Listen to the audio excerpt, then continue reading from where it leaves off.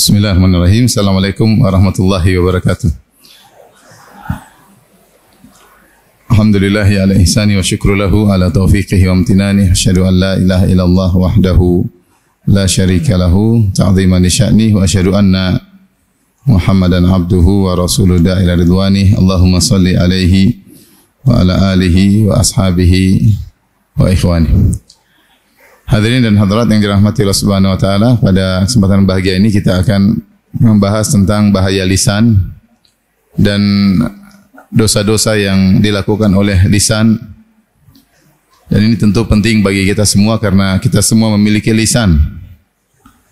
Dan sebagaimana Rasulullah telah ingatkan tentang bahaya lisan dalam banyak hadis, di mana Rasulullah SAW mengatakan, aktsaru ma yudkhilun nas an-nar al-ajwafan. Yang paling banyak masukkan manusia dalam neraka adalah dua rongga, di antaranya rongga mulut, ya. Demikian Rasulullah SAW pernah berkata kepada Mu'adz bin Jabal, "Thaqilatka ya Mu'adz, falyakubun nasa fin nari ala wujuhim illa au ala manakhirihim ila hasaidu alsinatihim." Wahai Mu'adz, bukankah yang menjadikan manusia tersungkur di neraka jahanam, digeret di atas wajah mereka atau digeret di atas hidung mereka, tidak lain karena adalah hasil dari lisan mereka.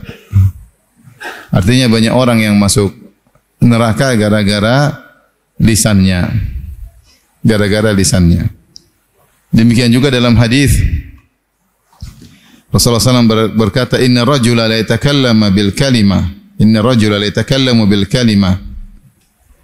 Sungguh seorang pernah berkata dengan suatu perkataan, ya la yulqilaha balan min sakhatillah, bi kalimati min sakhatillah la yulqilaha balan yahwi biha fi jahannam. Ada seorang berucap dengan suatu perkataan yang menyebabkan kemurkaan Allah dan dia tidak peduli, cuek aja dia bicarakan, ternyata membuat dia masuk dalam neraka jahanam. Dan hadis-hadis seperti ini banyak, ya. Nanti akan kita lihat betapa banyak dosa-dosa yang diakibatkan oleh lisan, banyak sekali. Puluhan dosa-dosa yang sering kita lihat orang-orang melakukannya atau kita sendiri terjerumus di dalamnya. Makanya Nabi SAW atau Allah Subhanahu wa taala berfirman, "Ma yalfidhu min qaulin illa ladaihi raqibun atid." Tidaklah satu lafal pun dikeluarkan oleh seorang kecuali dicatat oleh malaikat raqib atid. Maka seorang waspada ketika berbicara. Lisan ini adalah nikmat, kalau digunakan pada yang seharusnya akan merupakan sebab utama untuk masuk surga. Baca Quran dengan lisan, ya, berzikir kepada Allah dengan lisan, ya, memuji Allah dengan lisan, bertutur kata yang baik dengan lisan, ya, menyenangkan anak istri dengan lisan, ya. Lisan ini sumber pahala yang banyak. Makanya Allah mengatakan, alam naj'al lahu ainain wa lisanan wa syafatain. Bukankah kami telah menjadikan baginya dua pandangan, dua mata, wa lisanan wa syafatain, dan lisan dan dua bibir, ya. Artinya nikmat yang Allah berikan. Tapi kalau salah digunakan merupakan sebab orang untuk masuk neraka jahanam. Oleh karena Abu Bakar As-Siddiq radhiyallahu anhu pernah mengeluarkan lisannya, kemudian dia pegang, dia mengatakan, hadzal ladzi awradanil mawarid. Inilah yang menggiring aku kepada tempat-tempat kebinasaan.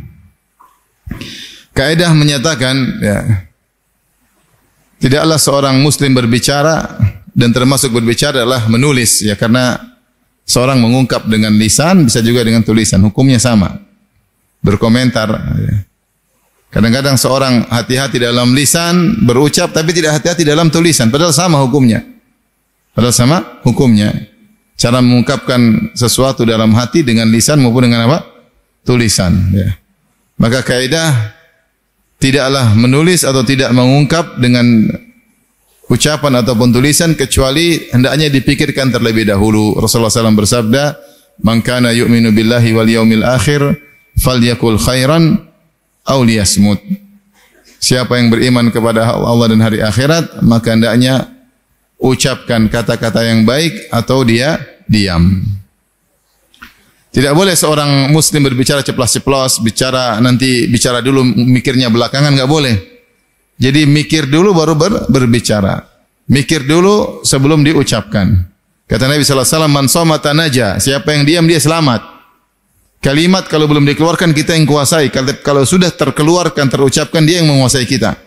Dia yang menguasai kita, terlanjur. Apalagi zaman sekarang adanya jejak digital bisa diungkapkan kembali, maka seorang lebih waspada untuk berbicara. Waspada di dunia dan lebih waspada lagi ada dampaknya di akhirat. Mungkin seorang selamat dari kata-kata buruk di dunia, di akhirat dia belum tentu apa? Selamat. Maka selalu saya ingatkan diri saya pribadi dan juga hadirin hadirat untuk mengamalkan hadis Nabi sallallahu alaihi wasallam, "Man kana yu'minu billahi wal yaumil akhir falyakul khairan aw liyasmut." Siapa yang beriman kepada Allah dan hari akhirat, ucapkan yang baik atau diam. Ketika kita mau bicara sama pasangan kita, sama istri, sama suami, bicara sama teman, kita pikir ini manfaat atau tidak. Ada dampak buruk enggak di balik perkataan kita ini? Pikir dulu sebelum kita berbicara. Menyenangkan atau menjengkelkan, ya. Nyelekit atau menyenangkan, kita pikir dulu. Jangan asal ngomong, ya. Kemudian sebelum kita berkomentar baik di medsos atau di grup, kita pikir ini ada dampaknya enggak? Pikir dulu, bukan asal apa yang terada dalam hati langsung kita takbir, kita ungkapkan. Setiap ada di hati kita ungkapkan. Itu bukan ciri seorang mukmin. Seorang mukmin dia pikirkan terlebih dahulu. Sekarang zaman orang bicara seenaknya, komentar seenaknya. Apalagi dia tidak berhadapan langsung, maka semakin berani dia untuk sembarang berkomentar. Sembarang menukil, sembarang menuduh. Kalau berhadapan-hadapan, mungkin dia takut. Padahal, ya, komentar dan ucapan langsung ketemu atau tidak langsung sama saja. Maka berikut ini saya akan sampaikan dosa-dosa yang terkait dengan lisan yang hendaknya kita waspadai bersama agar kita tidak menyesal di dunia maupun di akhirat, ya. Dosa-dosa tersebut yang pertama misalnya merendahkan orang lain dengan lisan, ya. Orang dengan lisan maupun dengan tulisan. Kata Nabi sallallahu alaihi wasallam, "Bihasbi imri'in minasyarri an yahkira akhahul muslim." Cukuplah seorang dikatakan buruk ketika dia merendahkan saudaranya sesama muslim. Ini dosa, ya. Saya mengatakan dia merendahkan dengan tulisan maupun dengan apa? Lisan. Apa sih bisanya dia? Cuma segitu. Alah, cuma begitu. Ini merendahkan. Seandainya lafal tersebut, cuma segitu, cuma bisa begitu, cuma begituan, disampaikan kepada kita, kita tersinggung. Karena salah satu bentuk merendahkan. Makanya Nabi mengatakan, at-taqwa hahuna, at-taqwa hahuna, at-taqwa hahuna. Ketakwaan di sini, ketakwaan di sini, ketakwaan di sini. Biasimri'in minasyarri an yahkira akhahul muslim. Cukuplah seorang dikatakan buruk jika dia merendahkan muslim yang lain. Kenapa? Bukti bosnya dia sombong. Ketika dia merendahkan orang lain berarti dia apa? Sombong dan angkuh. Makanya dari keangkuhannya tersebut teraplikasikan dengan dia merendahkan orang lain. Maka hati-hati seorang, ya. Kalau kita suka merendahkan orang lain, suka nyinyir orang lain, tanda bahwasanya hati kita bermasalah. Jangan-jangan kita sombong. Jangan kita sombong. Karena sombong ini terwujudkan dalam gestur tubuh, dalam sikap perbuatan, dalam juga lisan, dalam mimik wajah bisa terwujudkan kesombongan tersebut. Di antaranya dengan merendahkan orang lain. Di antaranya dengan merendahkan orang lain. Oleh karenanya Ibn Daqiq al-Aid dalam syarah Al-Arba'in Nawawiyah ketika mensyarah hadis ini mengatakan bagaimana seorang muslim merendahkan muslim yang lain. Sementara muslim yang tersebut dimuliakan oleh Allah Subhanahu wa taala. Bahkan Nabi sallallahu alaihi wasallam bersabda, ya. La zawalud dunya, ya. Indallahi ahwan, indallahi min qatlil muslim. Hilangnya dunia dan seisinya lebih ringan di sisi Allah daripada terbunuhnya seorang mukmin. Rasulullah SAW pernah datang kepada Ka'bah, kata Rasulullah SAW, ma a'zamaki wa ma a'zama hurmataki. Sungguh agung engkau wahai Ka'bah dan sungguh agung kehormatanmu. Walladzi nafsu Muhammadin biyadihi la hurmatul mu'min a'zamu minki. Ya. Sungguhnya kehormatan mukmin lebih besar kehormatannya daripada engkau wahai Ka'bah. Subhanallah, bagaimana seorang mukmin dihinakan sementara Allah muliakan dia. Allah membuat dia mengucapkan syahadatain. Kemudian dia salat, ya. Kemudian sampai Allah kirim Rasul untuk mendakwahi kaum muslimin. Allah turunkan kitab suci untuk membimbing dia. Terus kita datang menghinanya, merendahkannya. Ya akhi, ente dengan dia belum tentu ente lebih mulia di sisi Allah Subhanahu wa taala. Mungkin dia punya kesalahan satu, ya. Tapi kalau mau ditimbang di sisi Allah, kita enggak tahu, ini perkara yang gaib. Kata Allah Subhanahu wa taala, "Inna akramakum indallahi atqakum." Sungguhnya yang paling mulia di sisi Allah yang paling bertakwa. Sekarang kita menghina orang, belum tentu kita lebih bertakwa di sisi Allah daripada dia. Ya. Dan Rasulullah ingatkan tadi bahwasanya konsekuensi dari takwa tidaklah seorang merendahkan orang lain. Maka hati-hati lafal-lafal yang menunjukkan kesombongan kita dengan merendahkan orang lain. Cuma segitu. Apaan sih gitu? Enggak bisa cuma ini namanya merendahkan. Nyinyir yang nyelekit menyakitkan saudara, maka jangan diremehkan, ya. Jangan diremehkan. Secara umum sayatan lisan lebih berbahaya daripada sayatan pedang. Jarahatul lisani, jarahatus sinani lahal ti'amu, wala yaltaimu ma jarahal lisanu. Sebagian penyair berkata, luka diakibatkan sayatan pedang masih bisa diobati, tetapi luka akibat sayatan lisan susah untuk diobati. Sebagian orang lebih baik dia dipukul daripada disakiti dengan lisan, dihina dan direndahkan. Ya, dihina dan direndahkan. Oleh karenanya Nabi SAW ketika diusir di Taif dengan dihina oleh 3 pembesar yang ada di Taif. Ketika Nabi berdakwah, kata mereka, di antaranya mengatakan, "Ama wajadallah rajulan ghairaka?" Apakah Allah tidak mendapati orang lain yang jadi rasul? Kok kamu yang jadi rasul? Kok kamu yang jadi rasul? Hinaan. Ada lagi yang mengatakan, kalau kau memang rasul, saya akan merobek kiswah Ka'bah. Ada yang mengatakan, kalau kau Rasul, berbahaya saya ngomong dengan engkau. Kalau kau pendusta, ngapain saya ngomong sama engkau? Hinaan kepada Nabi SAW. Dengan kata-kata, ketika Aisyah radhiyallahu anha bertanya, "Ya Rasulullah, adakah yang lebih berat menimpamu daripada peristiwa perang Uhud?" Ketika peristiwa perang Uhud, Rasulullah SAW terluka, ya, sampai wajah beliau berdarah, sampai Rasulullah SAW mengusap darah dari wajahnya, sampai Fatimah dan Ali bin Abi Thalib radhiyallahu anhuma berusaha membersihkan darah dari wajah Nabi. Nabi terhantam di pundaknya. Sebagian riwayat menunjukkan Nabi jatuh dalam sebuah lubang, ya. Ya, itu paling berat bagi Nabi SAW, ya. Tetapi ketika Aisyah bertanya, adakah yang lebih berat daripada peristiwa Uhud? Kata Nabi, ada, ketika di Taif. Kenapa? Hinaan-hinaan yang beliau dapatkan ketika di Taif. Oleh karena jangan menyangka kita ini menyakiti orang lain hanya dengan fisik. Tapi dengan lisan juga bisa menyakiti orang lain, dan ternyata sakit yang ditimbulkan gara-gara lisan terkadang lebih parah daripada yang ditimbulkan dengan pukulan, hantaman atau bahkan pedang. Jarahatul as-sinani lahal ti'amu wa la yaltamu ma jarahal lisanu. Sungguhnya luka pedang masih bisa diobati, adapun luka akibat sayatan lisan sulit untuk diobati. Soalnya kalau dikatakan dasar goblok misalnya, dia ingat terus. Dia ingat terus, tidak dia lupakan.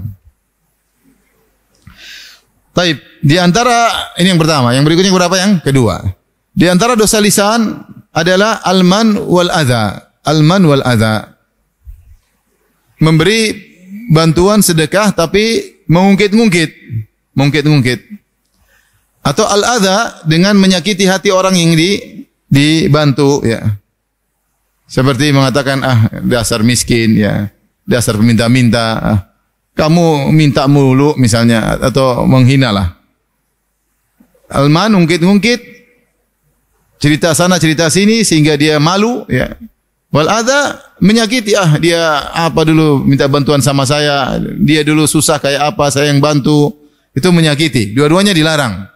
Allah berfirman, Ya ayyuhalladzina amanu la tubtilu shadaqatikum bil manni wal adha kalladzi yunfiqu malahu ria'an nas wa la yu'minu billahi wal yawmil akhir famathaluhu kamathali safwanin 'alaihi turabun fa asabahu wabilun fatarakahu salda la yaqdiruna 'ala syai'in mimma kasabu wallahu la yahdil qaumal kafirin. Wahai orang beriman, janganlah kalian membatalkan sedekah kalian dengan alman wal adha, dengan ngungkit-ngungkit dan menyakiti. Orang yang bersedekah dengan ikhlas, dia ikhlas bersedekah. Tetapi ketika dia bersedekah setelah itu dia nyebut-nyebut atau ungkit-ungkit, maka dia seperti orang yang riya. Kata Allah, kalladzi yunfiqu malahu ria'an nas. Maka hukumnya seperti orang berinfak dengan riya. Kalau orang berinfak dengan riya, maka batal atau tidak diterima pahala sedekahnya. Demikian juga orang yang bersedekah dengan ikhlas tapi ngungkit-ngungkit meskipun 10 tahun kemudian, maka batallah sedekahnya yang sudah dia lakukan 10 tahun yang lalu. Ini di antara dosa lisan yang merugikan seorang karena akhirnya pahala sedekahnya gugur. Makanya Allah mengatakan qaulun ma'rufun khairun min shadaqati yatba'uha adza. Wallahu ghaniyyun halim. Kata Allah Subhanahu wa taala, kalau kau tidak kasih orang, ada orang minta sumbangan, kau pelit. Masih mending kau pelit tapi kau baik-baik, aduh mohon maaf saya belum ada, ya. Saya belum ada, mohon maaf saya belum ada. Ini masih mending daripada kau ikhlas tapi kau ungkit-ungkit. Kau ikhlas tapi kau nyakiti hati orangnya. Qaulun ma'rufun wa maghfiratun khairun min shadaqati yatba'uha adza.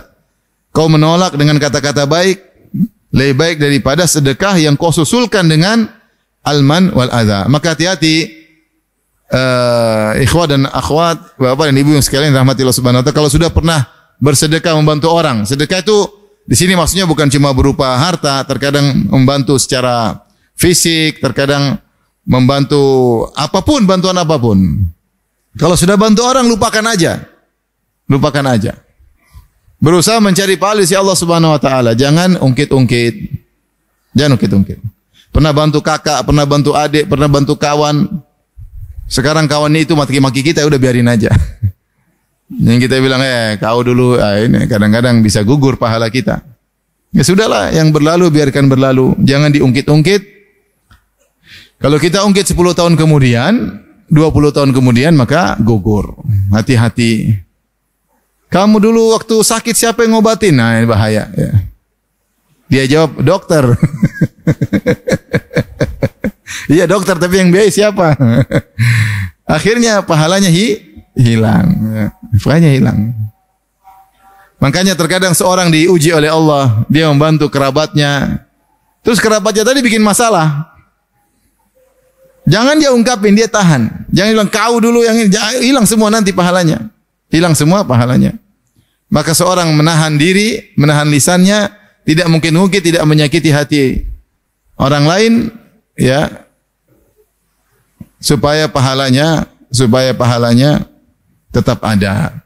Meskipun sebagian ulama mengecualikan dalam hal ini, mengecualikan antara seorang suami terhadap istri. Tidak mengapa seorang suami ngungkit-ngungkit kebaikannya kepada istrinya, bukan untuk merendahkannya, bukan untuk menyakitinya, tapi untuk mengingatkan dia agar dia tidak kufur nikmat. Sebagai bentuk sayang kepada istrinya. Karena di antara sebab utama wanita masuk neraka jahanam apa ibu-ibu? Jangan pura-pura tidak tahu. Ibu-ibu, apa sebab utama wanita masuk neraka? Lupa dengan kebaikan apa? Suami. Rasulullah SAW bersabda, "Ya ma'syaran nisa tasaddaqna, fa innakunna aktsara hatabi jahannam." Wahai para wanita, bersedekahlah, sungguhnya kalian banyak penghuni neraka jahanam. Ada wanita berkata, "Lima Rasulullah?" Kenapa bisa ya Rasulullah? Kata Rasulullah SAW, "Li'annakunna takfurnal ashir." Karena kalian kufur dengan kebaikan suami. Maka sebenarnya ulama mengambil faedah dari hadis ini. Tidak mengapa seorang suami ingatkan istrinya agar dia tidak kufur nikmat. Kamu tidak boleh begitu. Kamu dia bilang, "Kamu tidak pernah mencintaiku suamiku." Gimana tidak mencintai? Kita punya anak banyak. Ini anak datang dari mana kalau bukan dari apa? Cinta. Tidak cinta tapi anak 5. Bagaimana ceritanya ya? Kamu selalu mengutamakan ibumu daripada aku. Ini kan kata-kata bahaya nih. Gimana mengutamakan ibu? Ibu saya cuma belikan mobil Avanza, kamu saya belikan mobil Lexus. Gimana ceritanya? Kamu jalan-jalan minta ke Paris, ibu cuma ke Tegal, gimana ceritanya? Lebih cinta ibu daripada kamu. Terkadang mengungkitkan dalam rangka agar dia tidak kufur nikmat. Agar tidak terjun dalam neraka. Bukan untuk menyakiti hatinya, beda menyakiti hati. Ini tidak boleh. Dasar perempuan, saya sudah bantu kamu. Tidak menyakiti hati. Itu bisa menggugurkan apa? Pahala. Tapi kalau kita ingatkan kebaikan kita kepada istri agar dia tidak kufur nikmat, tidak apa-apa. Menasihati dia agar tidak kufur nikmat. Demikian juga sebagaimana orang tua mengingatkan kepada anaknya. Kenapa? Karena Allah Subhanahu wa taala banyak mengingatkan dalam Al-Qur'an tentang kebaikan ibu. Karena itu kebaikan yang dilupakan oleh seorang anak. Anak lupa ibunya dulu baik. Anak tidak tahu bagaimana ibunya yang mengandungnya, ibunya yang melahirkannya, ibunya yang menyusuinya, yang mengurusinya. Kenapa dia masih kecil? Bagaimana dia sadar? Bagaimana dia mau ingat sementara dalam kandungan dia enggak bakalan ingat. Maka Allah langsung yang mengingatkan. Allah langsung yang mengingatkan dalam banyak ayat dalam Al-Qur'an. Secara umum maka seorang waspada kalau dia sudah berbuat kebaikan apapun jangan dia ungkit-ungkit dengan lisannya, dengan tulisannya. Kalau dia ungkit maka pahalanya gugur. Meskipun 10 tahun yang lalu dia bersedekah, meskipun 20 tahun yang lalu dia sedekah, kalau dia ungkit sekarang maka gugur. Taib. Dosa berikutnya yang keberapa? Yang ketiga adalah sum'ah. Sum'ah yaitu memperdengarkan atau menceritakan amal-amal soleh agar dipuji dan diakui. Ya. Tolabul manzilah fi qulubin nas. Riya dan sum'ah yaitu mengharapkan kedudukan di hati manusia. Kita cerita, oh saya dulu begini. Namanya sum'ah. Bercerita, menyebutkan amalan-amalan soleh dengan ditulis, dengan diceritakan. Kalau riya diperlihatkan itu riya. Kalau sum'ah dia ceritakan ya, saya dulu begini, saya dulu berbakti sama orang tua, saya dulu bersedekah dengan sekian-sekian ya. Saya dulu nuntut ilmu dengan susahnya, kelaparan nuntut ilmu ya. Saya dulu cerita mulu ya, cerita. Tujuannya apa? Agar mendapatkan kedudukan di hati orang lain yang diajak cerita tadi. Ini sum'ah, ini menggugurkan apa? Pahala. Kata Nabi SAW, man samma Allahu bih, wa man yura'illahu bih. Siapa yang memperdengarkan amalannya di dunia agar dihormati, maka Allah akan permalukan dia di hari kiamat kelak. Maka hati-hati di antara penggugur amal soleh adalah riya dan sum'ah. Kalau riya dia upload, dia publish, dia foto ya. Sebagaimana sebagian orang ya. Umrah foto, haji foto, sedekah sama orang foto. Apalagi salat duha foto ya. Apalagi ya. Lagi itikaf foto ya. Semua foto. Lagi berdoa depan Ka'bah foto. Semua difoto. Berbakti sama orang tua, foto. Lagi nemani orang tua, jalan-jalan itu berbakti, foto. Lagi ngajak istri jalan-jalan, foto supaya dibilang suami soleh. Lagi jalan sama anak-anak, foto supaya dibilang ayah yang baik. Semua foto. Lagi ngomelin istri tidak foto. Lagi bentak-bentak anak tidak foto.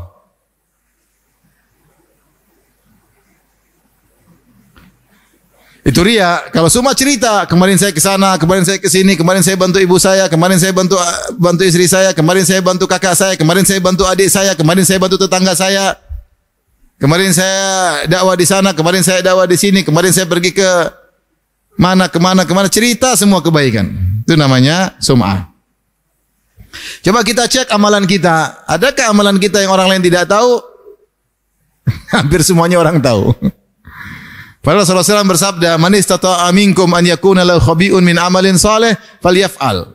Siapa di antara kalian yang mampu punya amal saleh tersembunyi maka lakukanlah. Hati-hati, di antara bahaya lisan adalah cerita amal saleh. Sum'ah, memperdengarkan. Setan menggelitiki hati kita sehingga kita cerita. Cerita coba, sebelum cerita niatnya apa? Niatnya agar dihormati. Nanti cerita. Ini saya mau cerita, bukannya sombong ya. Terus riya. Sum'ah. Ya enggak sombong tapi sum'ah. Ngapain kita cerita untuk diakui sama manusia, ngapain terus pahala kita hilang? Saya begini, saya begitu, saya begini.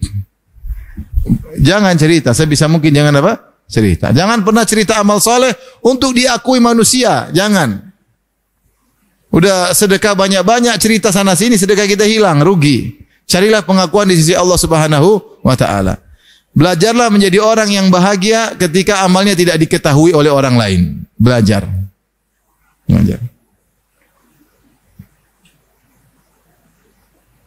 Belajar. Kalau terpaksa cerita, ya cerita sekedarnya aja. Sekedarnya aja.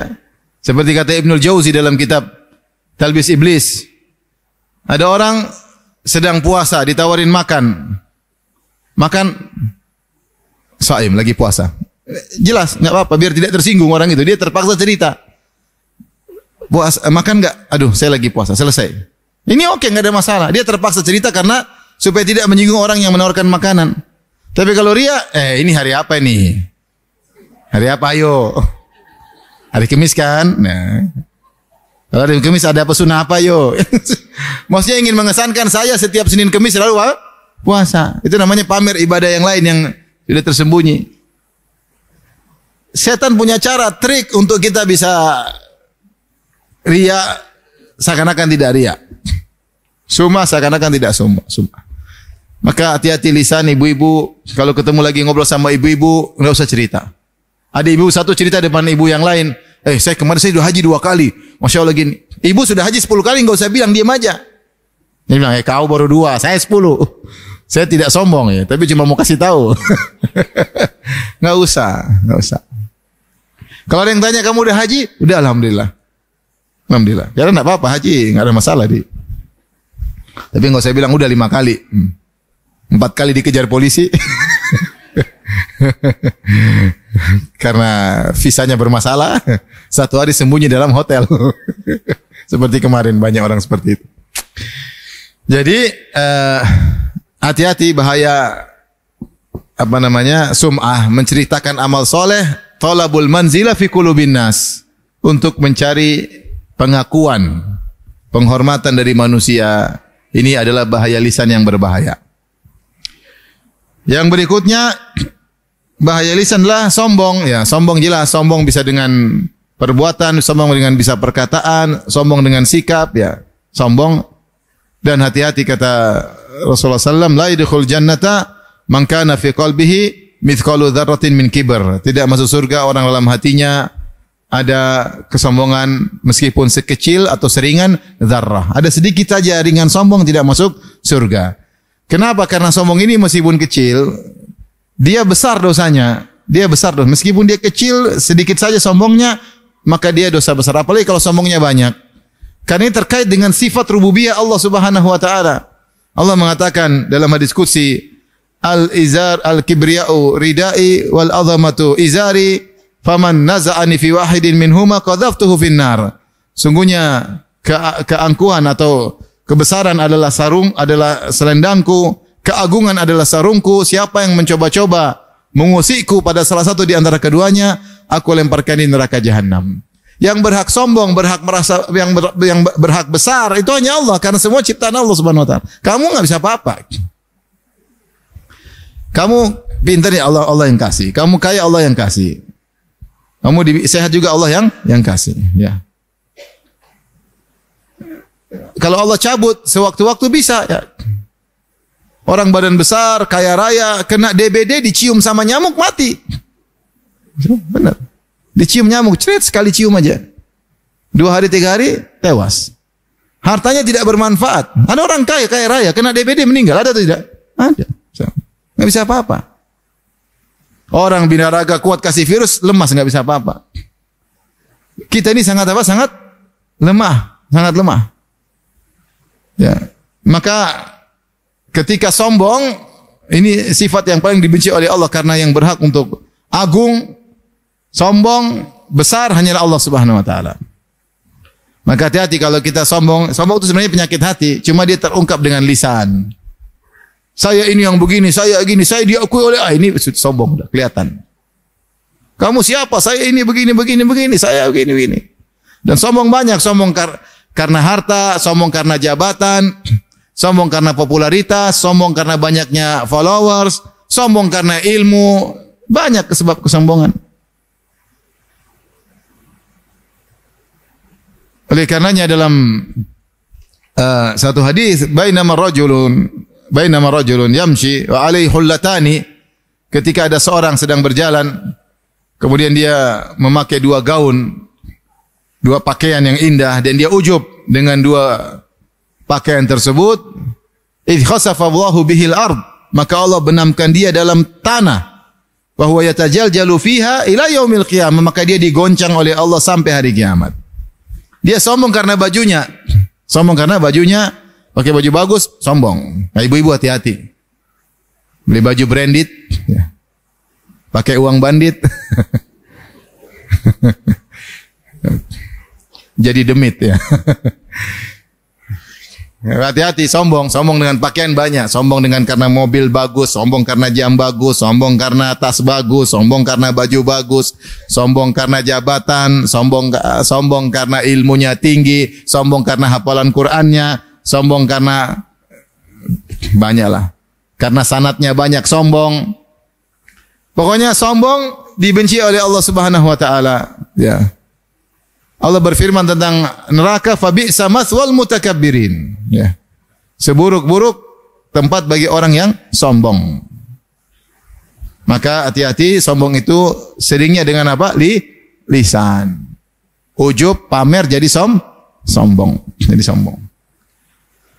Maka sebab-sebab yang bisa menimbulkan kesombongan, jauhi ibu-ibu. Apa kata Nabi SAW tentang seorang yang dia memakai gaun, pakai pakaian yang dia mampu makainya, kemudian dia meninggalkannya karena Allah Subhanahu wa taala, maka Allah akan berikan kemuliaan bagi dia. Allah akan berikan dia memakai pakaian keimanan pada hari kiamat kelak. Dia mampu beli baju mahal, tapi kalau dia tahu dia pakai hatinya bisa berubah, jangan pakai, enggak usah. Kita bisa ngecek hati kita. Dia tahu kalau dia pakai jam mewah, ternyata hatinya bisa berubah, tidak usah pakai jam mewah tersebut. Dia tahu kalau dia pakai tas branded, hatinya bisa berubah, tidak usah pakai tas itu. Ngapain? Jangan spekulasi dengan agama kita. Kalau sudah terlanjur sombong, kembali lagi tidak gampang. Maka semua yang bisa membuat kalau pakai ini kayaknya si sombong, nggak usah lah. Padahal kita mampu untuk beli, duit kita banyak, nggak usah. Karena untuk bisa menjadi tawadhu tidak mudah.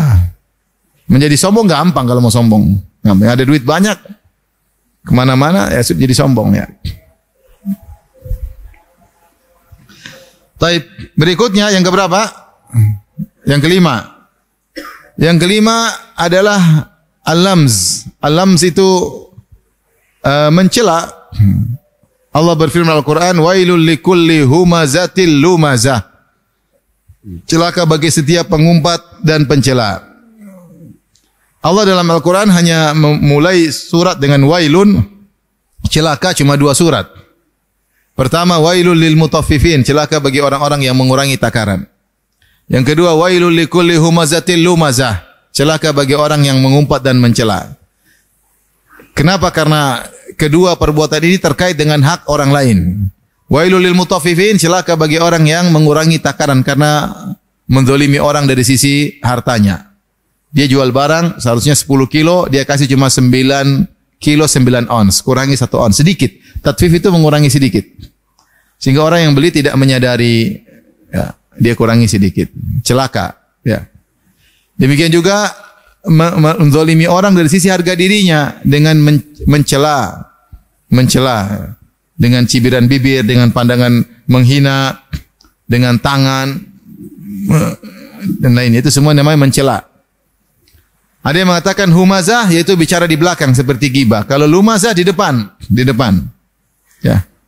Di depan. Ada yang mengatakan dengan lisan, ada yang mengatakan dengan isyarat. Intinya kalau tujuannya adalah mencela, baik lisan maupun dengan isyarat, maka ini lamz. Ini namanya lamz. Dan tidak pantas seorang mukmin mencela mukmin yang lain, harusnya bersaudara. Makanya dalam Al-Qur'an Allah berkata, "Innamal mu'minuna ikhwatun faslihu baina akhawaykum wattaqullaha la'allakum turhamun." Sungguhnya orang-orang beriman itu adalah saling bersaudara. Kalau ada yang bertengkar maka damaikan. Semoga kalian dirahmati oleh Allah Subhanahu wa taala. Setelah itu Allah berfirman, "Wala talmizu anfusakum." Janganlah kalian mencela diri kalian sendiri. Sampai Allah mengatakan jangan kalian mencela diri kalian sendiri. Mana ada orang cela dirinya sendiri? Tidak ada kan? Maksudnya Allah itu wala yalmiz ba'dukum ba'dha. Janganlah sebagian kalian mencela sebagian yang lain. Tetapi Allah menganggap seorang mukmin yang mencela mukmin yang lainnya seperti mencela dirinya sendiri. Allah menganggap seorang mukmin yang mencela mukmin yang lain seperti mencela diri sendiri. Makanya Allah mengatakan wala talmizu anfusakum. Jangan kalian cela diri kalian sendiri. Oleh karenanya ibu-ibu yang dirahmati Allah Subhanahu wa taala, hati-hati mencela, mengumpat ya. Rasulullah SAW bersabda, "Sibabul muslim fusukun." Mencela mukmin yang lain, mencela muslim yang kefasikan. Kefasikan dosa besar. Kefasikan artinya dosa besar. Ya. Maka hati-hati, dosa besar bukan cuma berzina, bukan cuma riba, bukan cuma yang lain, mencela orang, kefasikan. Sibabul muslim kefasikan. Ya, dia cela-cela, maki-maki. Apalagi yang dimaki tidak berkutik. Dia hina-hina, ya ini tidak boleh, tidak boleh. Tidak boleh, hati-hati, jaga lisan, jaga lisan. Ini semua biasanya karena sombong. Maka dia arogan, dia mencela, memaki karena kesombongan. Baik, yang berikutnya, yang keenam adalah ghibah. Ghibah di antara dosa besar. Menurut pendapat jumhur ulama, ya, dosa besar, yaitu dzikruka akhaka bima yakrah, engkau menyebut tentang saudaramu yang dia tidak suka disebut-sebut. Itu namanya ghibah. Sementara tidak di hadapan dia. Ghibah dari gaib, yaitu engkau berbicara tentang dia tidak di hadapan dia. Dia sedang gaib, tidak hadir. Makanya Allah menyamakan seperti memakan bangkai daging bangkai saudara. Kata Allah Subhanahu wa taala, "Wala yaktab ba'dukum ba'dha ayuhibbu ahadukum an ya'kula lahma akhihi maita." Janganlah sebagian kalian menggibah sebagian yang lain. Apakah salah seorang kalian suka memakan daging bangkai saudaranya yang sudah mati? Orang kalau di depan langsung namanya mencela. Kalau di belakang namanya apa? Ghibah. Kalau gentle celah di depan. Kalau di depan dia bisa balas. Tapi kalau di belakang dia enggak bisa membela diri. Seperti mayat yang kalau mayat sudah mati kita robek-robek dagingnya tidak bisa berkutik, sudah mati. Maka orang yang menceritakan keburukan saudaranya di belakang seperti merusak daging, bahkan memakan daging bangkai saudara yang sudah mati. Karena orang tersebut tidak bisa bela diri dan mayat sebagai mayat tidak bisa membela dirinya. Dan ini dosa besar. Dan definisi ghibah adalah menceritakan keburukan saudaranya yang dia tidak suka untuk diceritakan. Ini terkait dengan agamanya, terkait dengan fisiknya, terkait dengan apapun terkait dia. Misalnya kita bilang, si fulan yang istrinya jelek itu, nah sama. Kira-kira dia suka enggak dibilang istrinya jelek? Meskipun istrinya jelek. Ibu itu ya, ibu fulana yang gembrot itu ya. Kira-kira dia suka enggak disebut gembrot? Banyak perempuan gembrot merasa langsing, banyak. Ya, meskipun gembrot dia tidak mau dibilang apa? Gembrot. Ya, dia enggak suka. Ya. Itulah si fulan yang anaknya nakal itu, enggak boleh juga. Dia enggak mau. Ya. Kalau kau datang nasihati, tapi kau bilang si fulan yang anaknya, si fulana, ibu fulan yang anaknya nakal, tidak boleh. Ya, tidak boleh. Ya. Itu namanya mencela. Terkait dengan agamanya, si fulan yang selalu tidak pernah kelihatan mukanya salat subuh, itu ya. Itu si ibu fulan yang menor itu ya dandangannya, yang menor. Itu terkait dengan apa? Agamanya, enggak boleh. Ibu fulana yang pakainya sempit-sempit itu ya, kelihatan lekak-lekuk tubuhnya, ini enggak boleh, namanya menghina agamanya. Ini semua ghibah. Lebih parah kalau kita gibahi adalah orang yang bermanfaat bagi kaum muslimin. Kita gibahi, lebih bahaya lagi. Semakin besar dampaknya, semakin besar dosa gibah tersebut. Tergantung siapa yang gibahi. Gibahi orang tua tidak seperti gibah teman sendiri. Orang tua yang punya jasa besar, malah kita gibahin, dosanya semakin besar. Gibah suami, tidak sama seperti gibah teman. Suami jasanya besar bagi seorang istri, kemudian dia malah menggibahi suaminya, dosanya tidak sama dengan gibah biasanya. Menggibahi ustaz tidak sama dengan menggibahi orang biasa, karena ustaz tersebut menyampaikan ilmu kepada masyarakat. Ketika digibahi maka ilmunya terhalangi dari masyarakat. Masyarakat terhalangi dari ilmunya. Apalagi menggibahi para ulama. Pokoknya hati-hati seorang gibah. Dan ini dosa yang paling banyak kita lakukan. Al-Ghazali rahimahullah memberikan perumpamaan orang gibah itu seperti dia punya bangunan pahala besar, tembok pahala besar.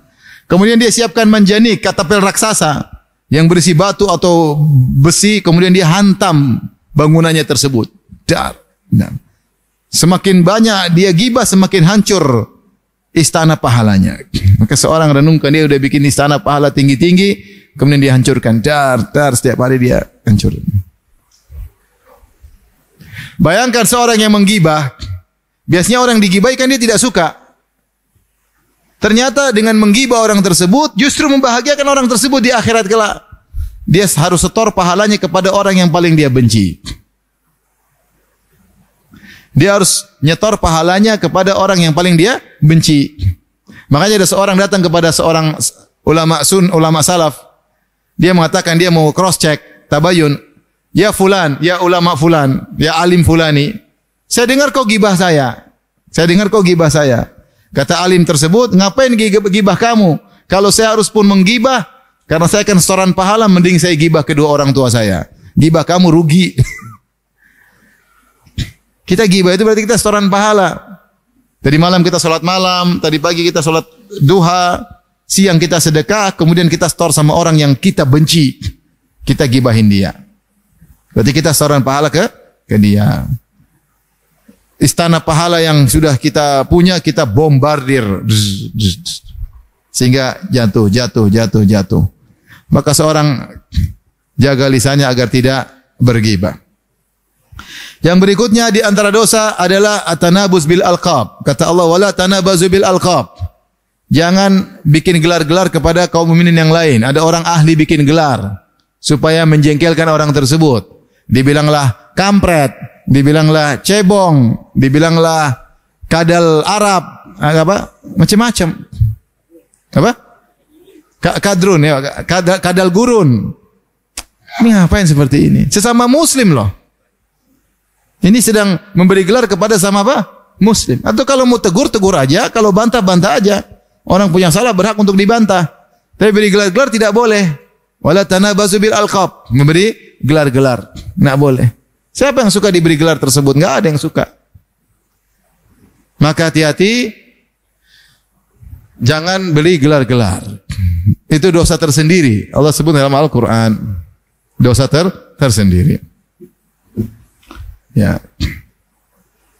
Dia ahli dalam memilih kata-kata yang nyelekit.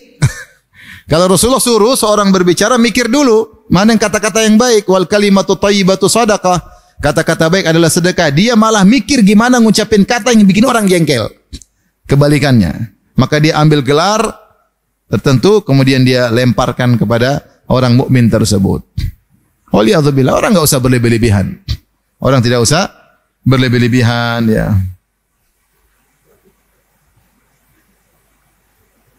Kata Rasulullah SAW, wa inna abghadakum ilayya wa ab'adakum minni majlisan yaumal qiyamah ats-tsartsarun wal mutasyaddiqun wal mutafaihiqun.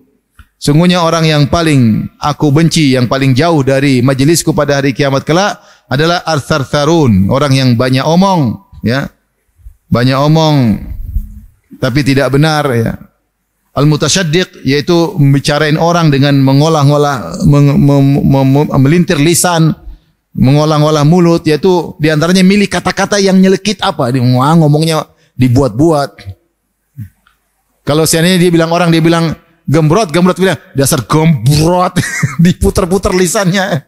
Sudah milih kata yang tidak enak, ungkapannya dengan mulutnya lisan sini. Jadi orang itu paling dibenci oleh Nabi seperti itu. Wajar-wajar aja. Kamu gemuk, dasar gembrot gitu diputar-putar. Ini tidak disukai oleh Nabi. Dia ahli dalam muter-muter lisan untuk nyelekit orang lain. Bahaya, apalagi milih gelar-gelar buruk tempelan kepada orang. Enggak suka berlebih-lebihan Nabi sallallahu alaihi wasallam. Ada orang seperti itu ahli. Yang nonton senang, follower tambah banyak. Karena kalau ngomong menarik. Dia ngomong wah keren tapi ya masuk neraka. Tapi yang berikutnya adalah sukhriyah, ngejek, ya. Ngejek. Allah mengatakan ya ayyuhalladzina amanu la yaskhar qaumun min qaumin asa yakunu khairam minhum wala nisa'un min nisa'in asa yakunu khairam minhun. Wahai orang yang beriman, janganlah sebagian kalian mengejek sebagian yang lain, bisa jadi yang diejek lebih baik daripada yang mengejek. Dan janganlah sebagian wanita mengejek sebagian wanita yang lain, bisa jadi yang diejek lebih baik daripada yang mengejek. Dan itu benar, kata para ulama benar, biasanya orang mengejek itu sombong. Taib yang diejek punya kesalahan benar. Orang ini punya keburukan. Tapi yang mengejek biasanya lebih buruk karena sombong. Sombong dibandingkan kejelekan orang ini lebih bahaya apa sombong. Makanya Allah mengatakan asa ayyakunu khairam minhum. Bisa jadi yang diejek lebih baik daripada yang mengejek. Meskipun yang diejek punya kekurangan, tapi yang mengejek biasanya sombong. Dan dosa apa yang lebih besar daripada sombong? Sombong ngeri.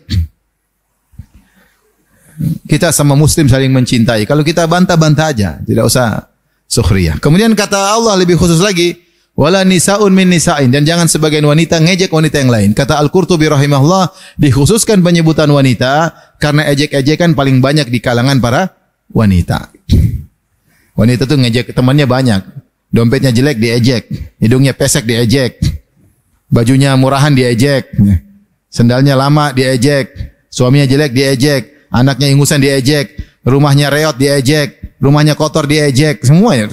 Bahan ejekan di antara wanita banyak karena kurang kerjaan. Sehingga Allah khususkan wanita itu ejek mengejek di antara mereka sering timbul. Maka hati-hati ibu-ibu.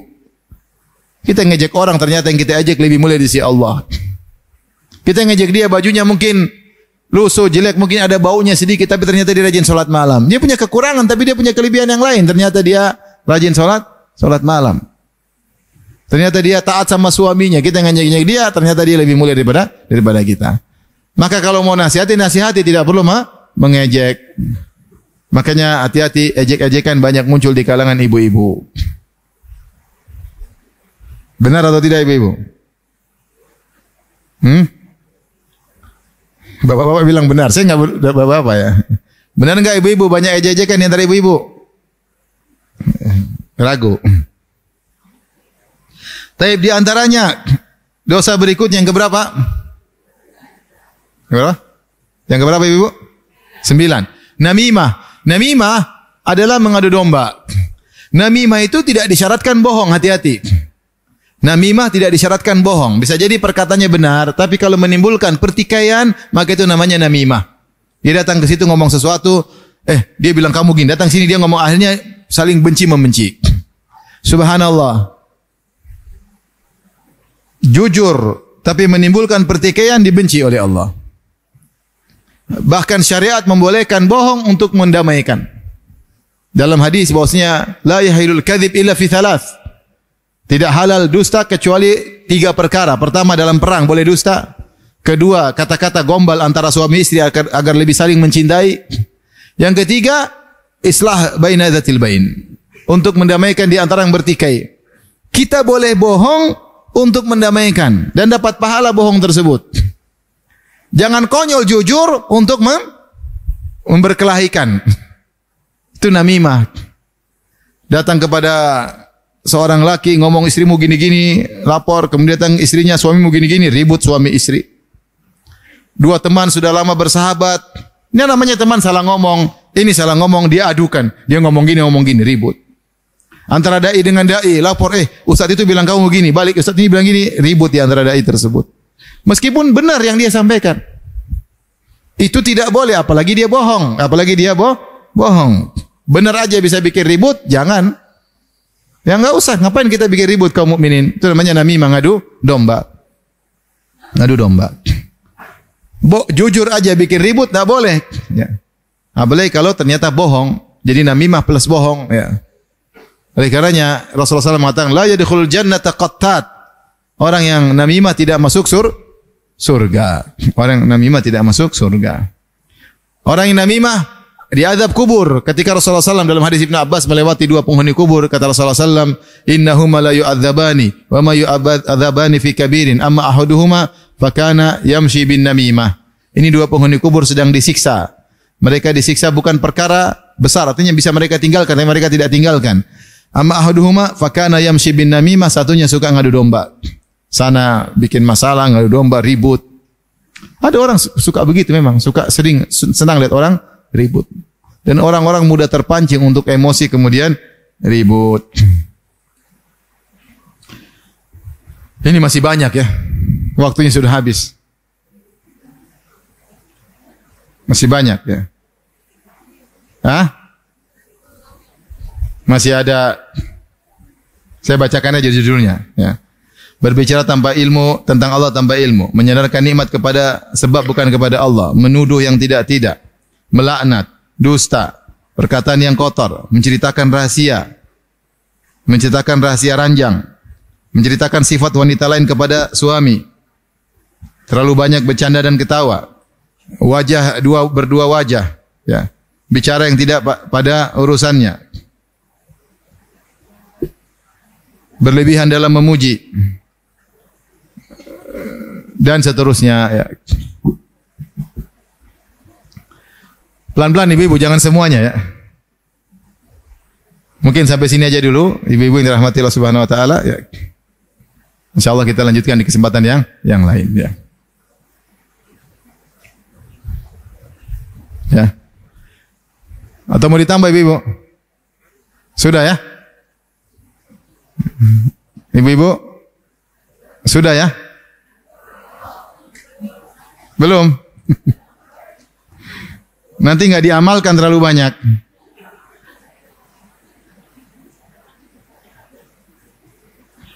Sedikit tapi diamalkan. Saya rasa sampai sini aja dulu, mohon maaf ya. Insyaallah nanti kita lanjutkan kesempatan lain. Sekarang kalau ada pertanyaan saya silakan.